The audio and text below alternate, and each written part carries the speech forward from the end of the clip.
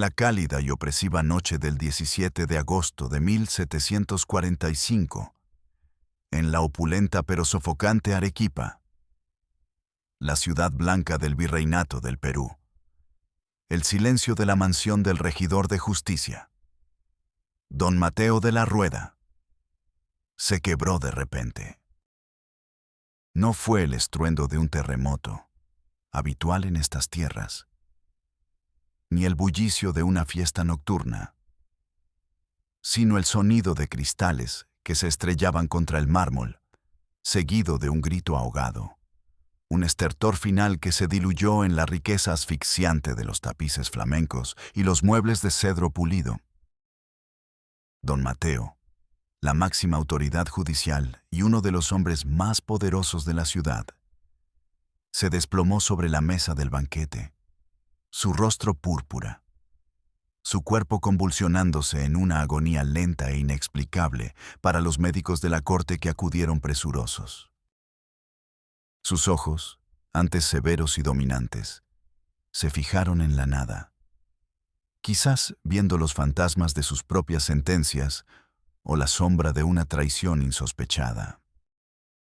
La noticia se extendió como una plaga por la casona antes del amanecer, y de ahí, a los confines de la Ciudad Blanca, el todopoderoso regidor había muerto, no por una enfermedad fulminante o un duelo de honor, sino por una mano oculta que se había colado en su propia copa de vino, un enemigo íntimo, silencioso y mortal. Un escándalo estaba a punto de desmembrar la cúpula del poder colonial. Un crimen que, por su naturaleza insidiosa y sus protagonistas impensables, amenazaba con corroer los cimientos mismos de la autoridad, la moralidad y la fe impuestas por la corona española.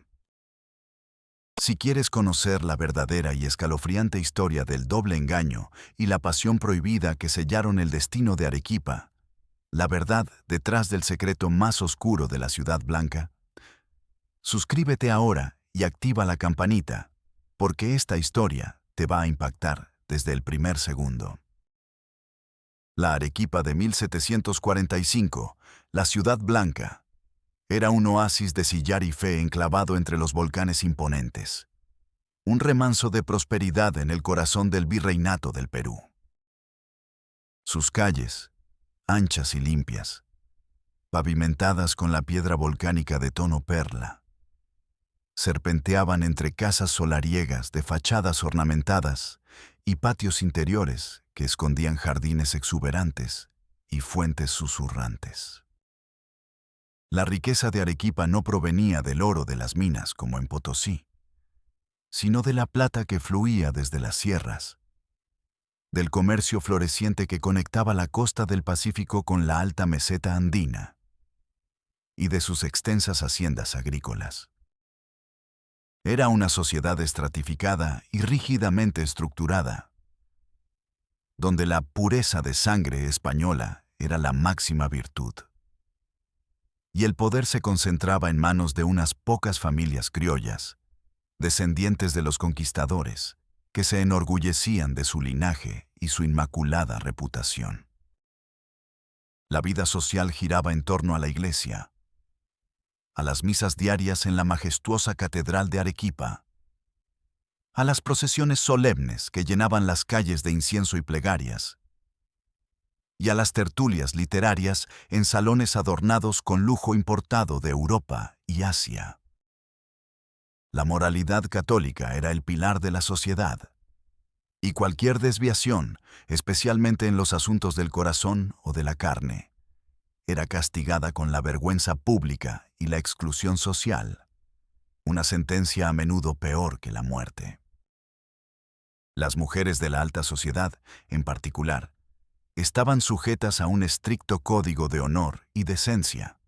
Su virtud era el reflejo de la reputación de sus maridos, y su papel principal era el de preservar el buen nombre de la familia y asegurar la continuidad del linaje.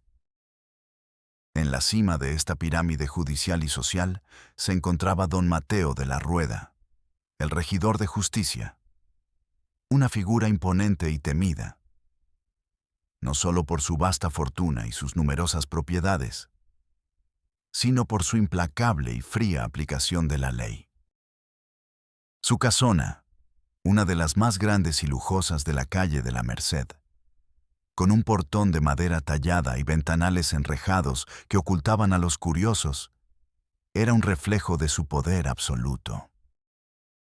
Don Mateo había amasado su riqueza a través de vastas extensiones de tierras en el Valle del Chili, de lucrativos negocios de exportación de lanas de alpaca y metales preciosos, y, por supuesto, de su control sobre el sistema judicial, que le permitía influir en sentencias y transacciones. Era un hombre de unos 55 años, de complexión robusta y rostro cuadrado, surcado por profundas arrugas que le daban un aspecto severo y un tanto implacable. Sus ojos, de un azul gélido, rara vez mostraban emoción alguna, salvo una autoridad inquebrantable y un desprecio velado por la debilidad humana. Su voz, grave y resonante, era sinónimo de disciplina férrea y decisiones irrevocables.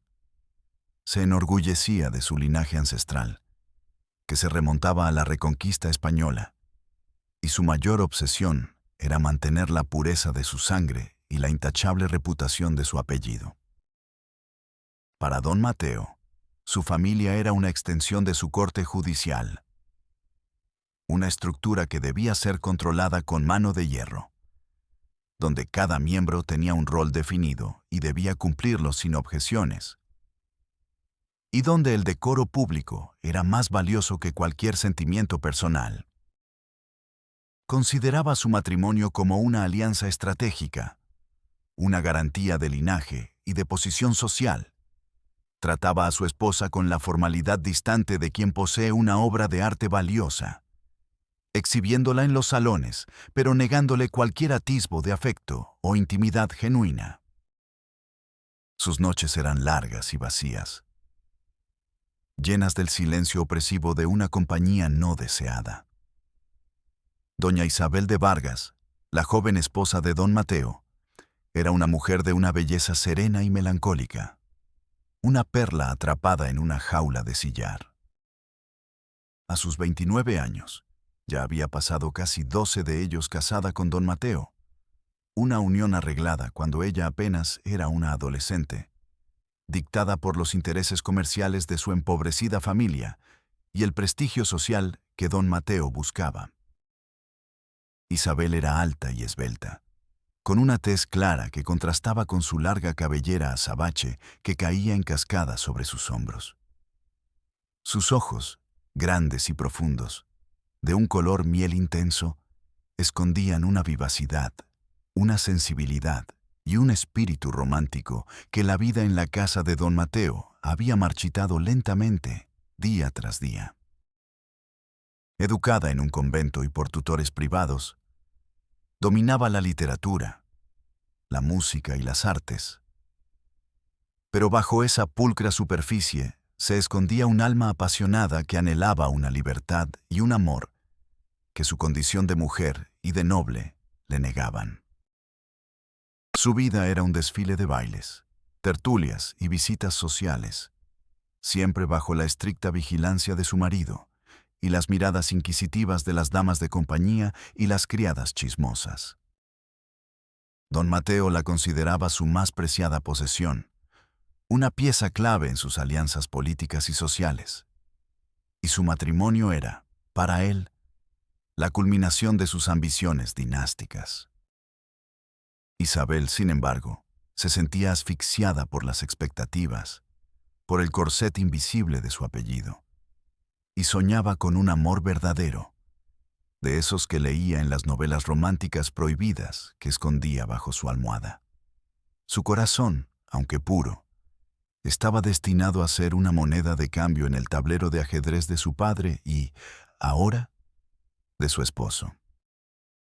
Su mundo era su casa, su patio, su jardín interior, un pequeño universo de piedra y soledad, donde la única libertad que conocía era la de sus pensamientos y la lectura de los versos de los poetas olvidados. en contraste con la frialdad judicial de don Mateo y con la melancolía contenida de doña Isabel. La vida en el palacio se vio alterada por la presencia de un hombre cuyo espíritu era tan libre como el viento de los Andes. El capitán Alonso Beltrán de la Guardia Real. Alonso, un joven oficial de 28 años, había llegado a Arequipa apenas unos meses atrás, trasladado desde Lima para reforzar la guarnición militar. Era un hombre de estatura atlética, con una tez curtida por el sol de los caminos y unos ojos de un azul intenso y penetrante que revelaban una inteligencia vivaz y un espíritu aventurero.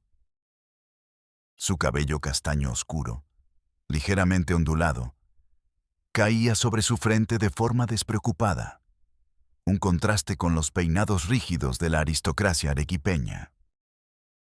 Alonso no provenía de una familia tan antigua o rica como la de don Mateo o Isabel. Pero su coraje en batalla, su astucia militar y su carisma innegable le habían ganado un ascenso rápido en el ejército y el respeto de sus superiores. Don Mateo, impresionado por su eficiencia y su disciplina, lo había nombrado capitán de su guardia personal, encargándole la seguridad de su casona y de su familia, un cargo de gran prestigio y cercanía al poder. Alonso era un hombre de honor, pero también de pasiones intensas, que no se amoldaba fácilmente a las rígidas normas de la sociedad colonial. Su presencia, su sonrisa fácil y sus modales galantes contrastaban con la solemnidad de la casona, inyectando un aire de vitalidad y peligro. Su mirada, a menudo, se posaba en doña Isabel, no con la formalidad de un guardia, sino con una admiración que prometía algo más profundo, algo prohibido. La tensión en la mansión, antes una atmósfera de pesada opulencia, se volvió una carga de anticipación, un presagio de la tragedia que se avecinaba, una danza silenciosa de miradas y anhelos ocultos. La chispa, inevitable e insidiosamente subversiva, prendió fuego en la más insospechada de las proximidades, la vigilancia diaria.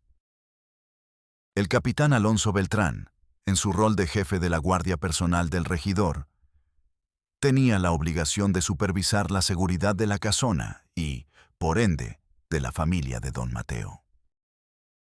Esto significaba encuentros constantes con doña Isabel, en los pasillos, en los salones, durante los paseos por el jardín o en las misas en la capilla privada de la mansión.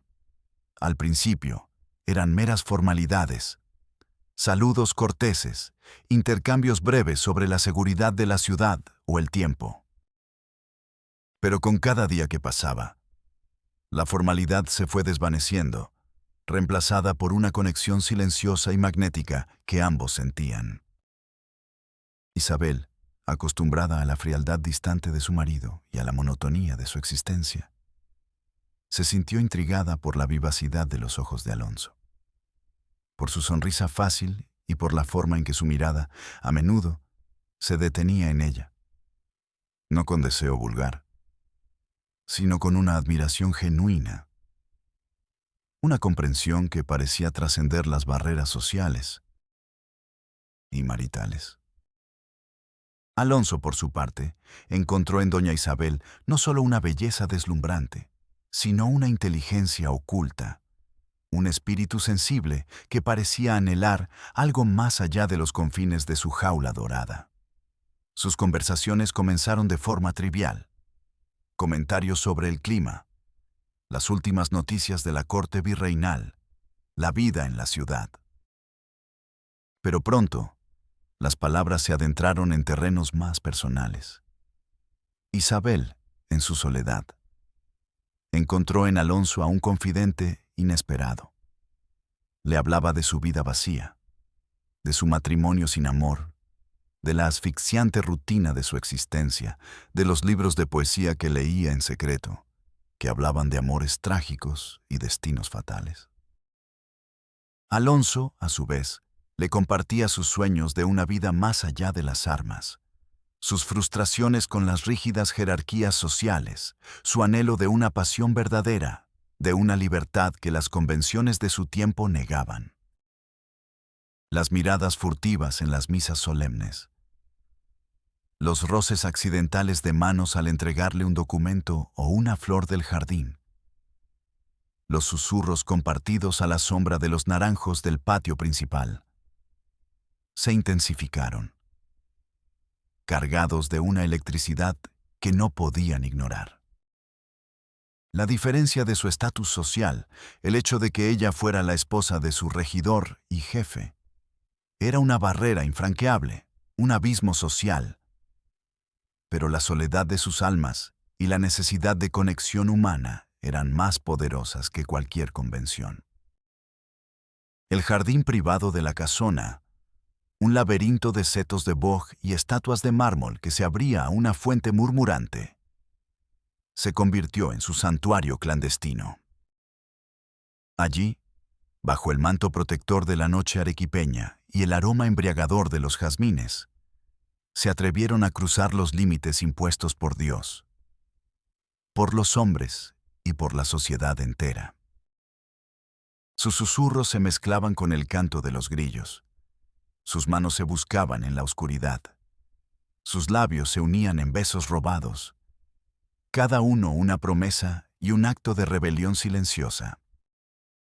Su relación prohibida culminó en un acto de amor físico, consumado en la misma biblioteca privada de don Mateo, un rincón que el regidor rara vez visitaba, donde el olor a libros antiguos y cera de vela se mezclaba con el aliento de su pasión.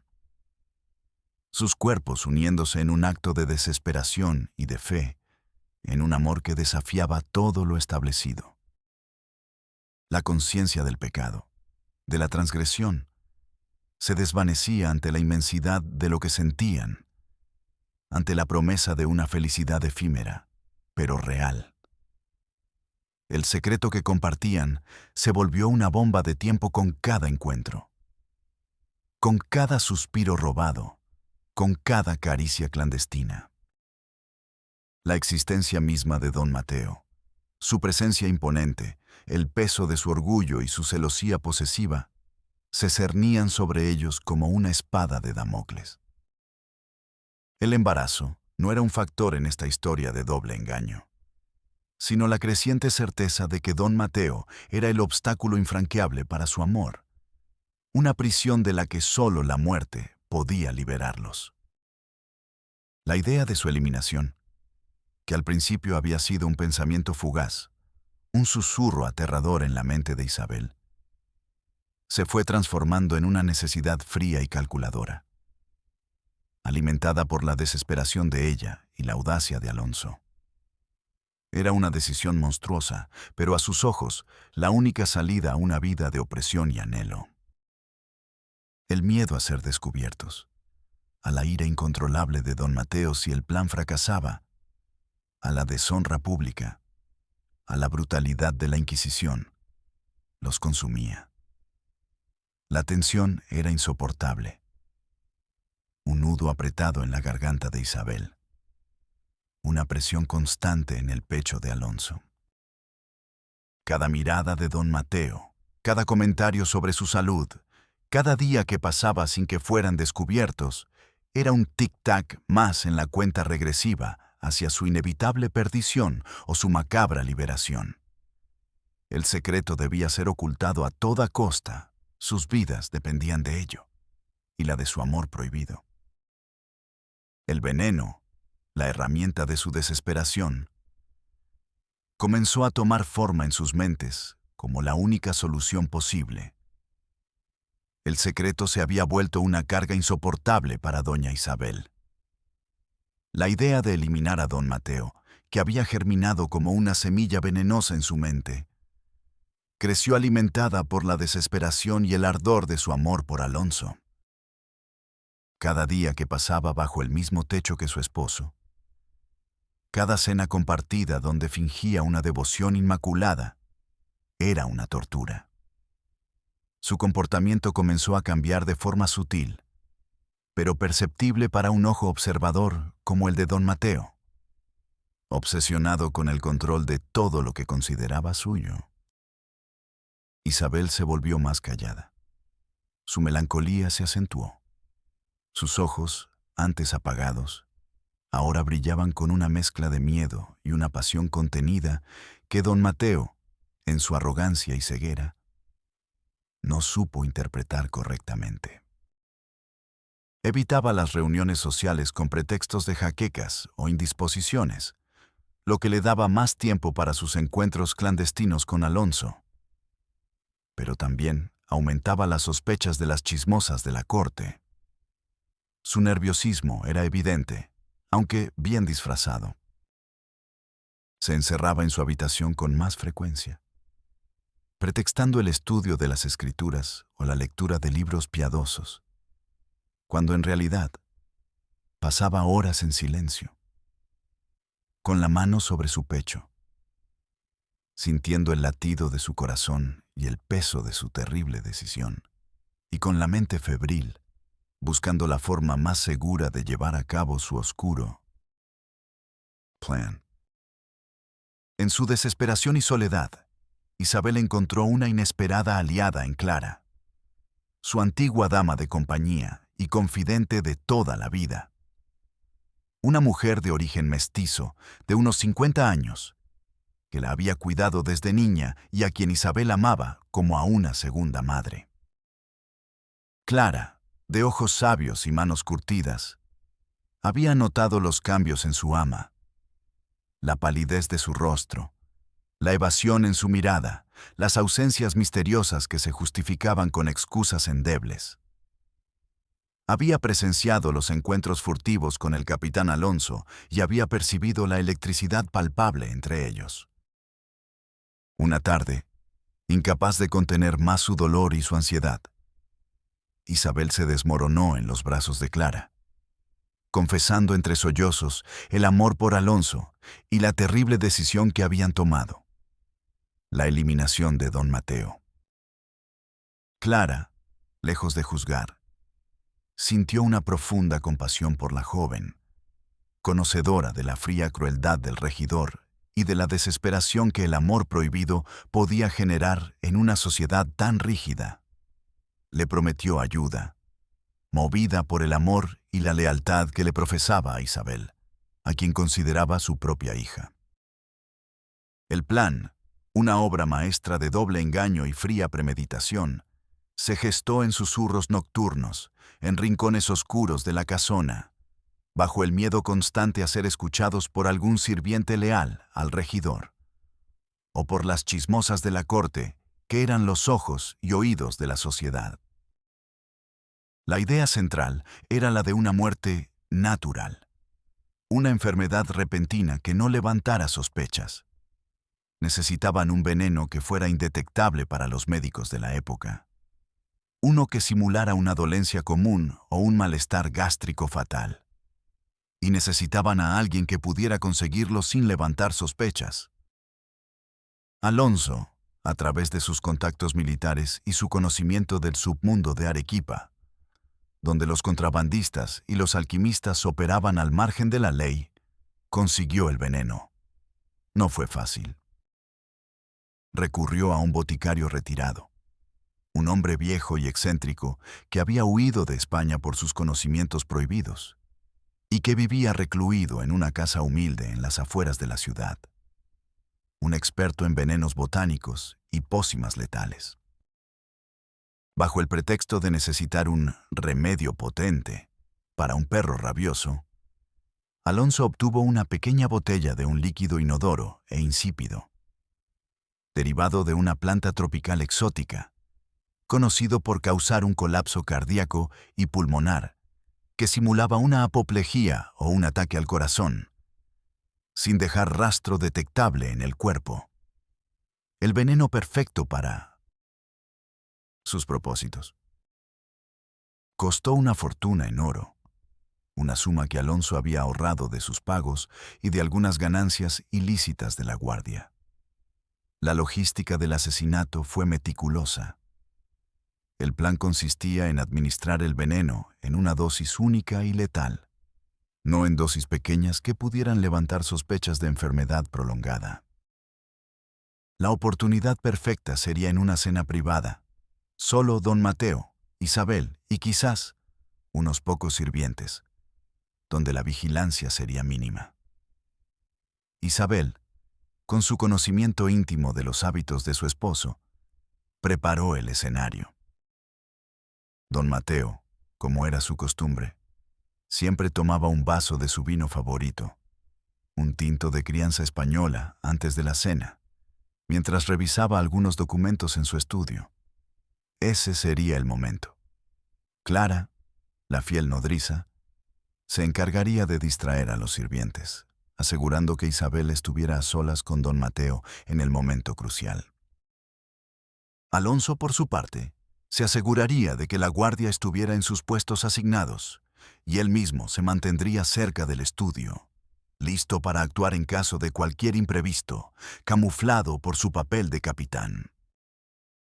La fecha elegida fue el 17 de agosto, el día de la tradicional fiesta de la Virgen de la Asunción, una fecha de celebraciones y excesos en la ciudad, donde el bullicio y la confusión servirían de velo para su crimen. Ese día, don Mateo había planeado un pequeño banquete íntimo para celebrar su último éxito judicial, una condena sonada que le había traído gran prestigio. La tensión en la casona era casi insoportable, una cuerda estirada hasta el límite. Cada paso de don Mateo por los pasillos resonaba en el pecho de Isabel como un tambor de guerra. Cada mirada de un sirviente se sentía como una acusación silenciosa. El aire olía a presagio, a una tormenta que se avecinaba. Los tres conspiradores, Isabel, Alonso y Clara, se movían con una cautela extrema, susurrando en las sombras, susurrando sus temores y sus esperanzas. El miedo a ser descubiertos era constante, una tortura silenciosa. Si el plan fallaba, la sentencia sería brutal, pública, humillante. La Inquisición, con sus métodos crueles, no dudaría en desenterrar la verdad. La sociedad de Arequipa no toleraría tal afrenta al honor de uno de sus pilares. Don Mateo, por su parte, aunque absorto en sus preparativos para el banquete y sus últimos dictámenes judiciales, había comenzado a notar una extraña distancia en su esposa, una evasión en su mirada, un cambio en su comportamiento que no podía identificar, pero que lo carcomía por dentro, alimentando su posesividad y su celosía latente. Los celos, para él, no eran un sentimiento, sino una afrenta a su propiedad, un insulto a su reputación. Y un hombre como don Mateo, el regidor de justicia, no podía permitir tal cosa. El secreto está a punto de explotar. ¿Crees que este plan macabro logrará su objetivo y los amantes escaparán de las garras de la ley? Comenta tu predicción y sigue viendo para descubrir el terrible desenlace de esta historia de amor prohibido y crimen perfecto. La noche del 17 de agosto de 1745, la casona del regidor de justicia, don Mateo de la Rueda, estaba sumida en una calma tensa, apenas alterada por el murmullo lejano de la festividad de la Asunción en la Plaza Mayor. El aire, denso y cargado de expectación, parecía contener la respiración. Don Mateo, ajeno al oscuro plan que se cernía sobre él, se dirigió a su estudio antes de la cena, tal como lo había previsto Isabel. Allí, en su sancta sanctorum de leyes y documentos, esperaba su copa de vino, un ritual inmutable. Isabel, con el pulso desbocado y las manos temblorosas, se presentó en el estudio, llevando la bandeja con la botella de vino favorita de su esposo y una copa de cristal de Bohemia, reluciente y elegante. Clara, la fiel nodriza, había hecho su parte. distrayendo a los pocos sirvientes que quedaban en el comedor con un pretexto de última hora en la cocina. La puerta del estudio se cerró tras ella, sellando el destino del regidor. Don Mateo, con la mirada fija en unos documentos, apenas levantó la vista. Mi querida Isabel, qué puntual. Sirve el vino, dijo con su voz grave, su tono tan distante como siempre. Isabel, con el corazón en la garganta, sintió una oleada de náuseas. Sus manos temblaban mientras descorchaba la botella. En un movimiento ágil y practicado, un destello de una pequeña ampolleta de cristal apareció y desapareció en la palma de su mano. El líquido inodoro e insípido cayendo sin dejar rastro en la copa de cristal. El veneno se mezcló con el tinto, el color oscuro camuflando cualquier indicio. Sirvió la copa a don Mateo, sus ojos fijos en la mano de su esposo, que tomó el cristal con su acostumbrada autoridad. Don Mateo bebió un sorbo, luego otro, sin rastro de sospecha.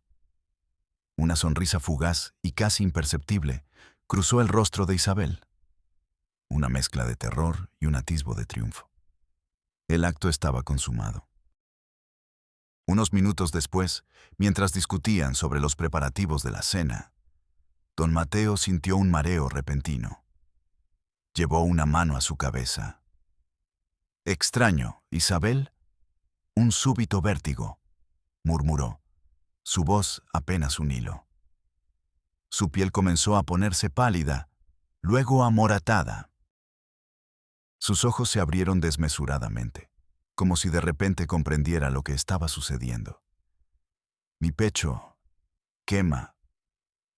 Zrenia, jadeó, su respiración volviéndose errática. Los documentos cayeron de sus manos. Intentó levantarse de su silla, pero sus piernas cedieron. Sus ojos se fijaron en Isabel. Una mirada llena de una mezcla de incredulidad, dolor y la terrible revelación. No hubo acusación en sus labios, solo una comprensión helada de la traición.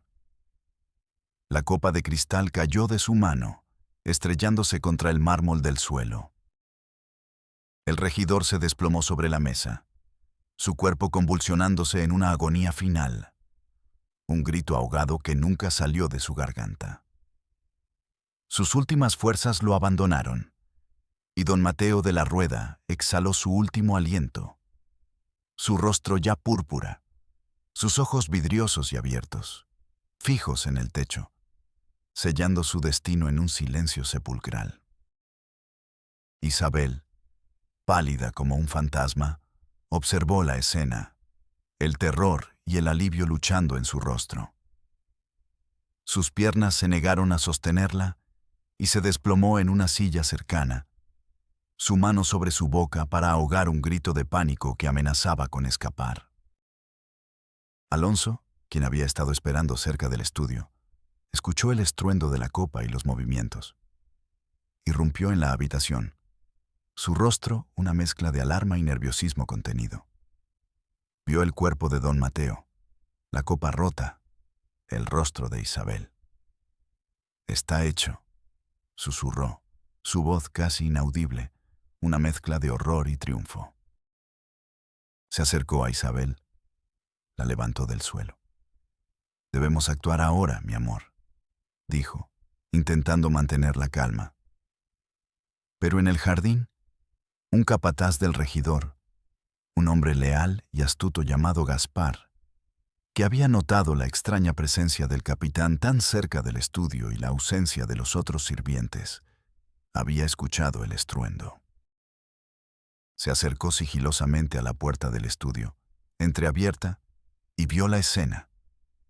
El cuerpo sin vida del regidor, Isabel pálida y en brazos de Alonso.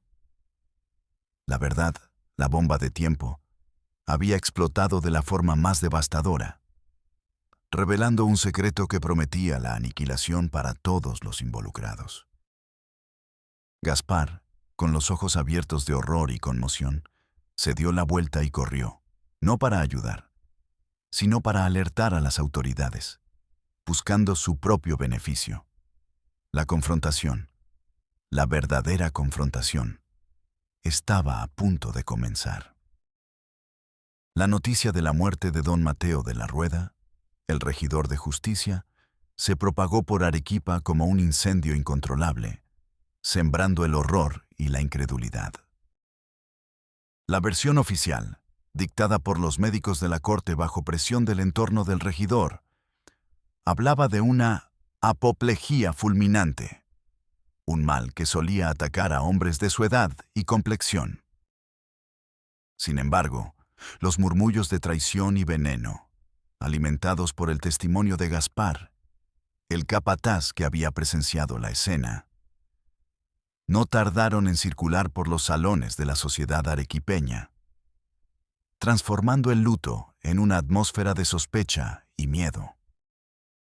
La familia de don Mateo, en particular su hermano, don Esteban de la Rueda, un hombre de negocios igual de astuto y despiadado, y también un regidor suplente, se negó a aceptar la versión oficial. Conocía la resistencia de su hermano, la robustez de su salud. Y había notado la extraña cercanía entre doña Isabel y el capitán Alonso Beltrán en los últimos meses. Un detalle que había desestimado hasta ahora como una simple cuestión de seguridad. El testimonio de Gaspar, aunque aterrador, fue el hilo que tiró don Esteban, revelando una madeja de engaños y pasiones. La investigación fue implacable, secreta al principio, para no levantar más polvo del necesario y proteger el honor de la familia y la reputación del cargo de regidor. Don Esteban, con su influencia y sus contactos, presionó a los médicos para que realizaran una segunda autopsia, más exhaustiva y discreta, con la amenaza velada de la Inquisición sobre sus cabezas si no cooperaban. Los resultados fueron devastadores y confirmaron la versión de Gaspar. El cuerpo del regidor mostraba claros signos de envenenamiento. Los restos de una sustancia desconocida para los médicos, pero identificable para el boticario forense de la Inquisición, que fue traído a rastras. Una sustancia botánica que causaba un fallo cardíaco y pulmonar rápido, sin dejar rastros obvios que un médico común pudiera detectar. La muerte de don Mateo había sido un asesinato, y todas las pistas apuntaban a su propia esposa y al capitán de su guardia personal. La confrontación, inevitable y brutal, tuvo lugar una semana después de la muerte del regidor, no en la intimidad de la casona, sino en las frías celdas de la Real Audiencia de Arequipa, y luego, en una sesión secreta ante el Tribunal del Santo Oficio de la Inquisición, convocado con urgencia por el obispo, alarmado por los rumores de pecado y herejía. Isabel y Alonso fueron arrestados en sus propias camas en medio de la noche, arrastrados sin miramientos ante un tribunal de jueces y sacerdotes, sus rostros pálidos, sus vidas destrozadas. La indignación era palpable, el silencio ensordecedor. Doña Isabel de Vargas, confesáis vuestro crimen de haber dado muerte a vuestro legítimo esposo, don Mateo de la Rueda, con veneno, y de adulterio con el capitán Alonso Beltrán. Tronó la voz del inquisidor mayor, su rostro severo, sus ojos juzgando el alma. Isabel, pálida pero erguida, con la barbilla desafiante, miró a Alonso encadenado a su lado. En sus ojos, una mezcla de terror, desesperación y una extraña dignidad. Confieso mi amor por el capitán Alonso, un amor que nunca conocí en mi matrimonio forzado. Confieso que deseé la muerte de quien me aprisionó en una vida sin alma ni pasión. Y si eso es un crimen, que Dios y vuestras leyes me juzguen por ello, pero no me arrepiento de haber buscado la libertad, declaró, su voz clara y firme, resonando en la sala. Su confesión, no del acto en sí, sino del motivo, de su amor prohibido y su deseo de libertad, electrificó la sala. Alonso, por su parte, viendo el desafío de Isabel, no se amilanó. Sí, ilustrísima señoría, yo la amo, y mi único crimen fue desear para ella la felicidad que su tirano marido le negó. Que mi alma sea condenada, pero mi corazón nunca se arrepentirá de amarla, afirmó, su voz grave y potente resonando con un eco de desafío que enfureció aún más al tribunal. El inquisidor, furioso por la insolencia de los acusados y la magnitud de su pecado, no dudó. La sentencia fue dictada casi de inmediato, en medio del clamor por una justicia ejemplar y el escarmiento público. Para Alonso, por su condición de militar y por el asesinato del regidor, sería la pena de garrote vil en la Plaza Mayor. Para Isabel, por su nobleza y el adulterio, sería recluida de por vida en un convento, su nombre borrado de los registros familiares, su herencia confiscada y luego su ejecución secreta dentro de los muros del convento para evitar un escándalo aún mayor en la alta sociedad. Ambos, por haber manchado el honor de un pilar de la sociedad y desafiado las leyes de Dios y de los hombres, serían exhibidos en la vergüenza pública antes de su castigo final.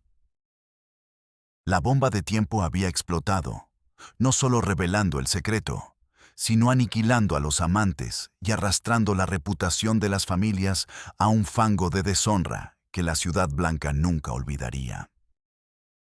La mañana del 25 de agosto de 1745 amaneció con un sol implacable que bañaba la Plaza Mayor de Arequipa. Un contraste cruel con el sombrío espectáculo que estaba a punto de desarrollarse.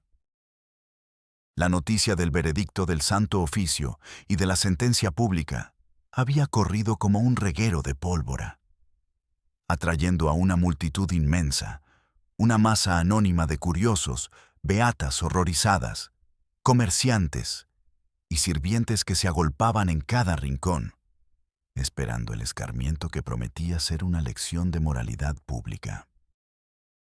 Los balcones de las casas aledañas estaban repletos de rostros pálidos, algunos con los ojos llenos de indignación, otros de una curiosidad mórbida, otros de una secreta piedad. En el centro de la plaza se había erigido un patíbulo tosco y visible para todos, con un poste vertical y el instrumento del garrote vil, y otro poste para atar a los reos. A los pies del patíbulo, sacerdotes con sus hábitos oscuros rezaban en voz baja, sus crucifijos brillando bajo el cielo azul. Guardias armados, con sus mosquetes al hombro, formaban un círculo impenetrable alrededor del cadalso, asegurando que nadie pudiera interferir con la justicia que estaba a punto de ser administrada. El silencio era casi total, un silencio cargado de tensión que se rompía solo por el murmullo de las oraciones y el crepitar de alguna vela. Entonces, el momento llegó. Dos figuras fueron arrastradas por los guardias desde las puertas de la Real Audiencia, sus pasos lentos y pesados. El capitán Alonso Beltrán de la Guardia Real iba primero. Su rostro estaba marcado por las noches en prisión, pero en sus ojos, aunque llenos de miedo, brillaba una última chispa de dignidad y desafío. Caminaba con la cabeza alta, buscando a Isabel entre la multitud. Luego, doña Isabel de Vargas. Su rostro, pálido como el sillar, estaba surcado por lágrimas secas, pero también había en ella una extraña serenidad, una resignación que parecía trascender el terror. Su cabello, antes tan cuidado, estaba desordenado. Sus ropas, antes suntuosas, ahora jirones de la vergüenza pública. Los murmullos de la multitud se intensificaron al verla, un coro de piedad y condena. Ambos fueron atados a los postes del patíbulo, sus espaldas contra la madera rugosa. Alonso miró a Isabel, y en sus ojos se encontró un amor trágico, una conexión que ni la muerte podría romper.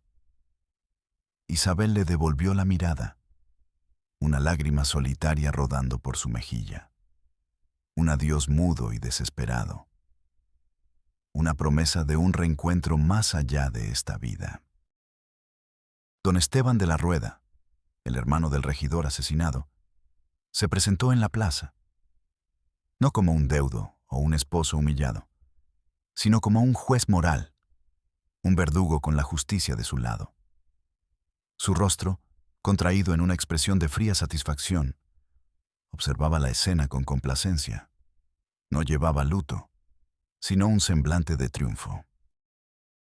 Se paró frente a ellos, su figura imponente, su voz gélida resonando en la plaza silenciosa. Que sirva de ejemplo para todos. Que nadie ose manchar el honor de un hombre de bien y de la justicia divina. Que la justicia de Dios y de los hombres caiga sobre el adúltero y la ramera por su pecado de asesinato y traición. Bramó, sus palabras resonando con la fuerza de un rayo en el aire tenso. El verdugo, un hombre corpulento con un rostro sombrío, se acercó primero a Alonso. El inquisidor mayor, con un gesto de la mano, dio la señal. El tornillo del garrote vil se apretó lentamente, cruelmente, sobre el cuello del joven capitán, rompiendo sus vértebras, cegando su vida. Un estertor, un jadeo ahogado, y el cuerpo de Alonso se desplomó sin vida contra el poste, su cabeza cayendo de lado, sus ojos vidriosos aún fijos en el cielo azul, o quizás en el alma de su amada que ya lo esperaba. Los gritos de horror de la multitud fueron ahogados por los de los guardias, quienes empuñaban sus mosquetes para reprimir cualquier disturbio. El olor a sangre fresca y a pólvora quemada llenó el aire. Luego, el verdugo se acercó a doña Isabel. Ella no gritó, no suplicó. Sus ojos, aunque fijos en el cuerpo sin vida de Alonso, no se desviaron. Su rostro mostraba una mezcla de dolor, resignación y una extraña paz. Don Esteban se acercó, le escupió al rostro, un acto final de desprecio por la deshonra. Ella ni parpadeó. Un sacerdote se acercó, ofreciéndole la absolución, el último arrepentimiento. Isabel solo negó con la cabeza, una afirmación silenciosa de su verdad. «Lo amo», susurró, su voz casi inaudible. Con una última mirada al cielo, la encerraron en una celda oscura. Su sentencia de reclusión perpetua se cumpliría. Pero el inquisidor, con una crueldad que excedía incluso las normas de la época, ordenó su muerte en secreto, en las profundidades del convento, para que su existencia y su pecado fueran borrados de la memoria. Un acto final de aniquilación moral. Semanas después, en la oscuridad de su celda, Isabel fue envenenada. Su vida se apagó silenciosamente, su muerte un secreto que solo los muros del convento guardaron. La catástrofe fue total, un baño de sangre y un ultraje al alma, un espectáculo de sadismo, celos y honor que marcaría a Arequipa para siempre. La Plaza Mayor se convirtió en un monumento a la brutalidad de la época y a la tragedia de un amor que no pudo ser, pero que se atrevió a desafiarlo todo. Las consecuencias del doble engaño de Arequipa, como se la conoció en los círculos más íntimos y clandestinos, fueron devastadoras y se extendieron mucho más allá de las vidas de los amantes ajusticiados. Don Esteban de la Rueda, el hermano del regidor asesinado, aunque había limpiado el honor de su familia a los ojos de la sociedad, pagó un precio incalculable. Su nombre, antes respetado y sinónimo de prosperidad, se convirtió en objeto de un temor silencioso y un repudio soterrado. La élite arequipeña, aunque públicamente lo elogiaba por su firmeza en la justicia, lo evitaba en secreto, temiendo su ira y la sombra de la tragedia que ahora lo acompañaba. Sus negocios, antes florecientes, comenzaron a decaer. Los comerciantes, temiendo su inestabilidad y la mancha de su apellido, empezaron a buscar otros socios, y sus contactos influyentes se distanciaron, no queriendo verse asociados con una figura tan sombría. La casona de Don Mateo, el escenario del crimen y de la pasión prohibida, fue vendida por Don Esteban, quien no podía soportar el peso de las paredes. Se volvió un lugar frío y desolado, habitado por el silencio y los fantasmas de lo ocurrido. Don Esteban se convirtió en un paria en su propia riqueza, un hombre solo, carcomido por la paranoia y el remordimiento que nunca admitiría. Murió años después, su fortuna dilapidada, su nombre una mancha en la historia de Arequipa, su linaje familiar deshonrado para siempre. Las autoridades virreinales y el Santo Oficio de la Inquisición, aunque habían llevado a cabo los castigos ejemplares, intentaron borrar la memoria del suceso para evitar un escándalo mayor que pudiera socavar la estabilidad social y la moralidad pública. Se prohibió hablar abiertamente de la tragedia del regidor. Los documentos oficiales sobre el juicio y la ejecución de Alonso, así como la reclusión y muerte secreta de Isabel, fueron guardados bajo 7 llaves o destruidos sistemáticamente. Los registros públicos fueron manipulados para que la muerte de Don Mateo figurara como muerte natural por apoplejía. Sin embargo, la verdad, como un arroyo subterráneo, encontró su cauce en los susurros de la gente común. En los callejones oscuros de la ciudad, en los patios interiores, en las cocinas y lavaderos de la ciudad, la historia de Doña Isabel y el capitán Alonso se convirtió en una leyenda. Una historia de amor prohibido, traición y un castigo brutal. Una de las más trágicas y fascinantes que había conocido Arequipa. La casona de Don Mateo, aunque vendida y habitada por otras familias a lo largo de los siglos, nunca perdió su aura de misterio y tragedia. Se decía que en las noches de luna nueva, cuando la ciudad quedaba sumida en el silencio, se escuchaban susurros y lamentos de amor en sus patios, el eco de una pasión que desafió las normas y fue brutalmente silenciada. Algunos juraban sentir una presencia helada en el estudio del regidor, el aura de la muerte y de la traición. Otros, más audaces, afirmaban que los espíritus de Isabel y Alonso vagaban por los jardines, buscando la libertad y la paz que en vida les fueron negadas. Sus almas unidas más allá de la muerte. La historia, silenciada por las autoridades, encontró un camino en la tradición oral, en los cuentos de fantasmas que los viejos contaban a los niños asustados junto al fuego, en las canciones de cuna que hablaban de amores prohibidos y castigos sangrientos. La leyenda se forjó en el dolor, en la injusticia y en la persistencia del amor más allá de la muerte. Clara, la fiel nodriza, fue testigo de todo el horror. Tras la muerte de Isabel, huyó de Arequipa, llevando consigo el diario secreto de su ama, un testimonio escrito de su amor por Alonso y del crimen cometido. Se refugió en un pequeño pueblo de la sierra, y a su muerte, el diario pasó a manos de sus descendientes, quienes, generación tras generación, lo custodiaron como una reliquia sagrada, esperando el día en que la verdad pudiera ser finalmente revelada. Hoy, la vibrante y moderna Arequipa, con su impresionante arquitectura de sillar y sus bulliciosas calles, se alza sobre las cenizas de su pasado colonial. Pero las leyendas, como las raíces de árboles centenarios, persisten bajo la superficie de la modernidad. el mito del regidor envenenado y del doble engaño sigue resonando en la memoria colectiva, aunque pocos conocen los detalles exactos de la tragedia que lo originó.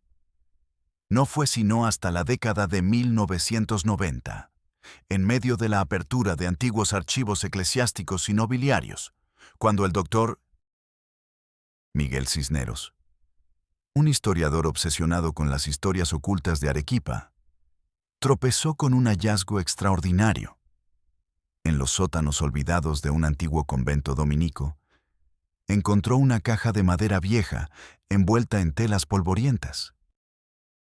Dentro, junto a documentos sin importancia, yacía un diario manuscrito, con una caligrafía elegante y delicada, y varias cartas, algunas manchadas con lo que parecía ser una antigua mancha de vino.